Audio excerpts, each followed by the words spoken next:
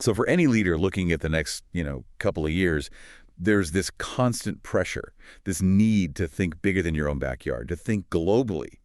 But the question is, how do you actually do that? How do you have global ambition without the, frankly, exhausting reality of traditional expansion? That is the big strategic problem right now, isn't it? You want to operate with this world-class vision, but you just don't have the massive capital or the endless time for flights or the operational headache of scaling across 5 different countries. Right. And we see it all the time. Leaders just shrink their ambition because that global path seems, it seems impossible. Totally. And what happens when that path seems too hard? You default. You manage your staff, you focus on the local market demands, and pretty soon you're only comparing yourself to the business down the street. Yes, and you start to conform to what's right there in front of you. And that conformity just becomes the ceiling on what you think is possible. It absolutely does. So I think the question we really need to get into today is a fundamental one. If conformity is the enemy, do you actually need to physically go out into the world to stop conforming to what's local? Well, for this deep dive, we looked at some fantastic source material called World Class Without Global Expansion, Lessons from Lima. And what the research team found is that the answer is a pretty strategic, definitive no. We are going to be dissecting the strategy of a single location business that has achieved, truly global domination. A restaurant in Lima, Peru called Maido. Maido, which was rated the #1 restaurant in the world in 2025 by the world's 50 best. And the source material just zeroes in on this as proof. Proof that you can build incredible global influence from one single, deeply rooted spot. You basically stop chasing the world. And you make the world come to you. You make the world come to you. So our mission today is pretty simple. We want to pull out the repeatable business strategy from this culinary success story. This really powerful mix of local immersion and global leverage. Let's dig into what that actually means for any leader listening. If you just look at the last 50 years of business, the status quo was simple. Global success meant a global footprint. It meant you had to open that satellite office, you had to standardize products for distribution everywhere. And worry constantly about supply chains across 3 continents. It's a very load-heavy model. It requires huge sunk costs, all this capital just locked up.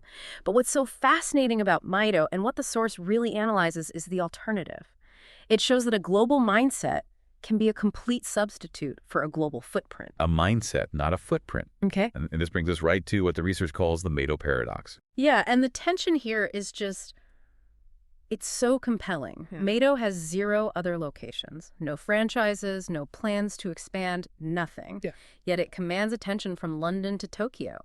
People don't just go to a Maido in their city. They can't. They plan these expensive trips to Lima, sometimes booking a table months and months in advance just for the experience. And that choice, the choice to stay put, to stay anchored, that immediately gives them these powerful advantages that a traditional expansion model just can't replicate. Exactly. First, quality control. It's maniacal. When you're running one flagship, every single plate, every detail, every interaction is right there under your nose. You avoid that dilution that happens with franchises. Right, the standardization problem. And second, it creates intentional scarcity. By making their product rare, they make it incredibly high value.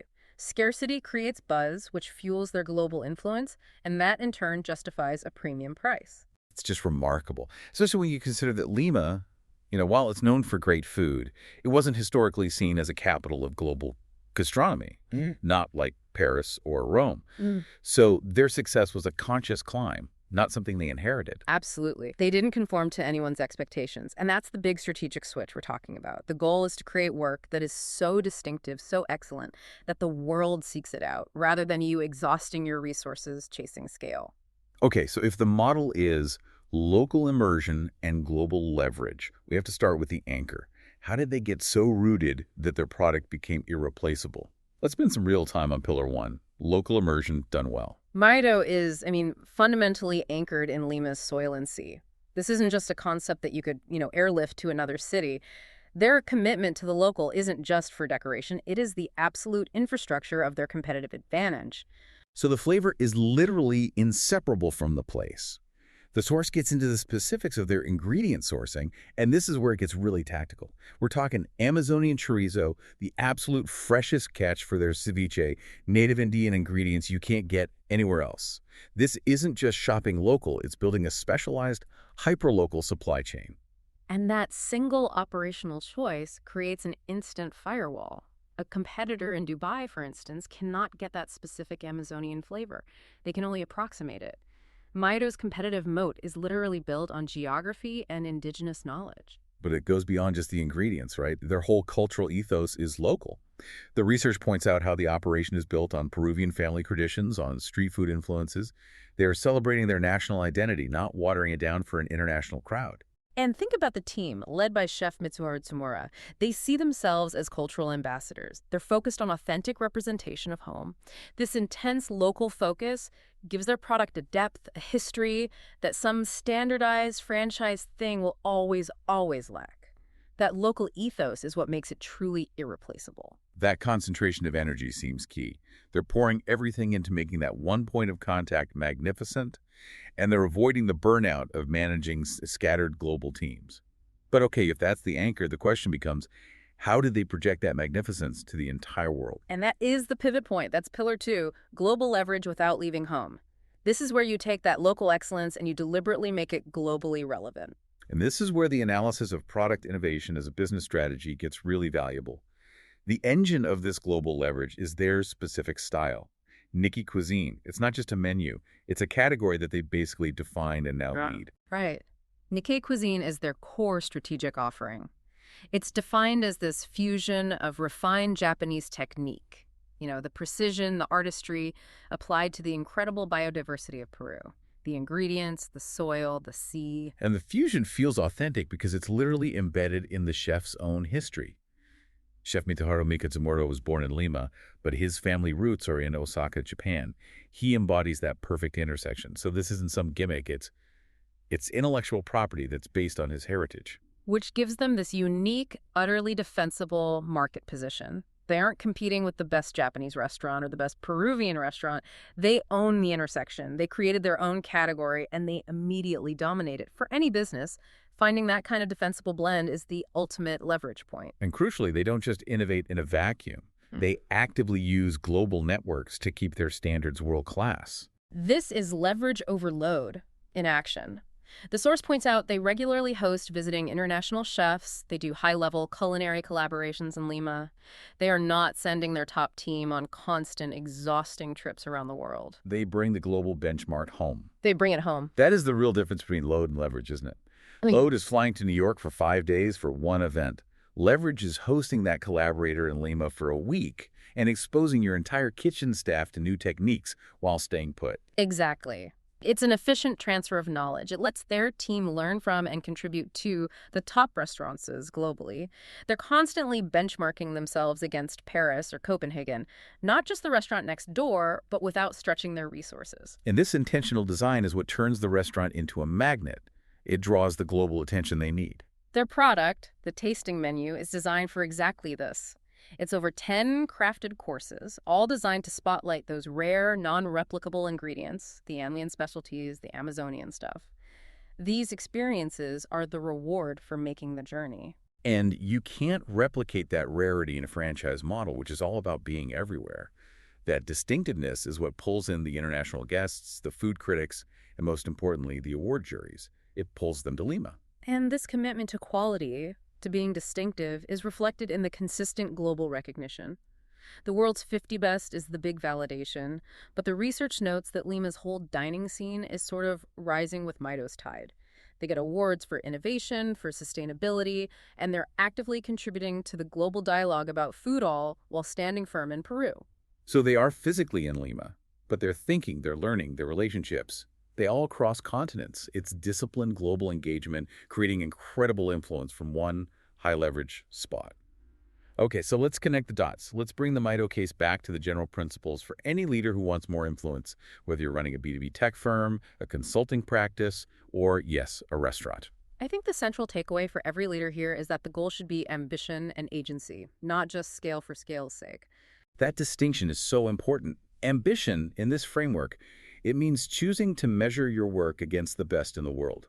The benchmark isn't the local guy, it's the best in your field, anywhere. It's aiming higher than your surroundings even suggest is possible.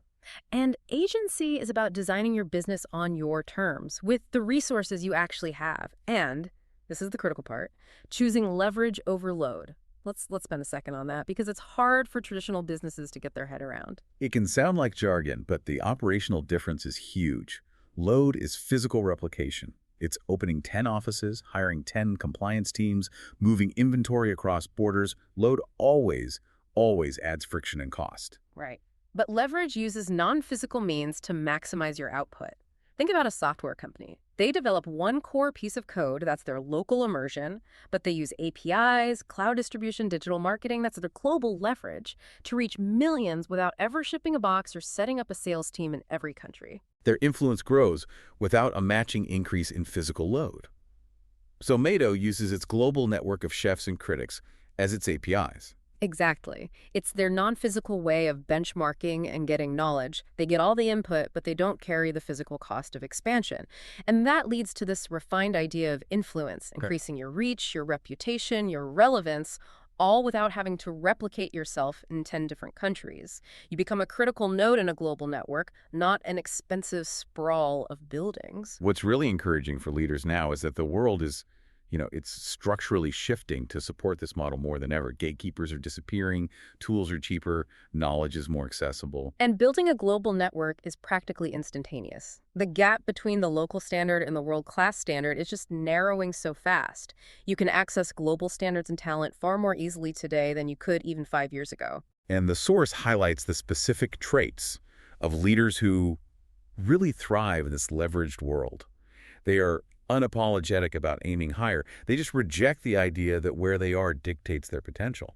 Yeah, their main drive is to create something truly distinctive or deliver excellence with what they have, not just focus on getting bigger than the competition. They look at convention and they strategically ignore it. And maybe most importantly, they commit to building these intentional, high-value networks that constantly widen their view of what excellence even looks like. That is how you earn global influence, not buy it, no matter where you're sitting. This has been just a profoundly insightful deep dive. Maido's teachings, they really boil down to such clear, actionable principles. Staying rooted doesn't mean staying small. Staying put doesn't mean staying local. Yeah, we can really summarize this into 4 clear strategic steps for you, the listener, as you're planning your next move. Okay, so first, immerse yourself where you are. Get intensely anchored in your local strengths, your unique history, your defensible IP. Make your core product truly irreplaceable. Second, borrow the best from the world. Look globally for the highest standards, the best techniques, the most challenging ideas, to find that unique intersection that you can own. Third, and this is the big one, choose leverage over load. Use global networks, digital tools, knowledge transfers. Bring that world-class standard home instead of shipping your whole team out. And finally, aim to create something that is intentionally scarce and distinctive, not ubiquitous. Offer something so unique that the world has no choice but to seek you out. It's just a powerful reminder that real excellence, the best from anywhere, truly can influence everywhere. So looking ahead to 2026, we'll leave you with this final strategic challenge from the source material. How can you reassess your own ambition to cultivate a global mindset that leverages your local strengths, prioritizing influence and agency without relying on costly, complex expansion? Really think about it. Where does your one flagship strength lie, and which 2 established ideas can you blend to create a category of your very own?